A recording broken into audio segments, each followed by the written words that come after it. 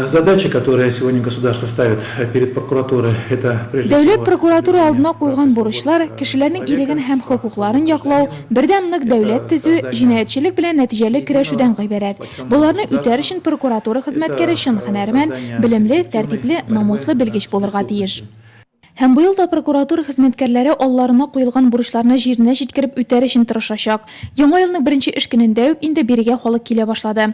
Кайбер көннәрне аларның саны 10-15 җитә икән. Барысын да тыңлап, тиешле чарасын күреп, яки инде кирәкле киңәш биреп озатасы бар. Узган елны гына да шәһәр прокуратурасына физик затлардан 200 ләп мөрәҗәгать кергән.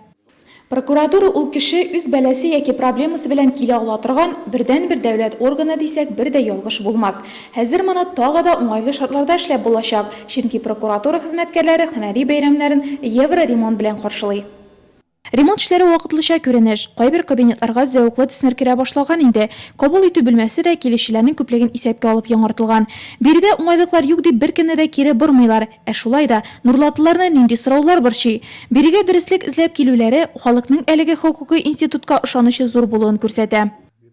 Бывают и действительно жалобы, которые разрешают. Мөрәҗәгатьләр төрле, кайберләре бер көндә бер шылтырату белән дә хәл ителә. Әйтик, шүп чыгару, юлларны чистарту мәсьәләләре, икенчеләре район һәм шәһәр өчен бик әһәмиятле булырга мөмкин. Алар өстендә җентекләп эшләргә туры килә. Дороги и так далее, таких жалоб очень много.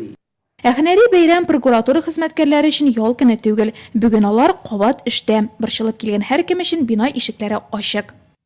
я хотел бы в этот день поздравить всех своих коллег. Барлык коллегаларымны һөнәри бәйрәмебез Россия Федерациясе прокуратурасының 293 еллыгы белән котлыйм. Барысына да бәхет, уңышлар телим. Прокуратура органнарында эшләп чыккан элекке хезмәттәшләремне дә котлап китәм. В органах прокуратуры.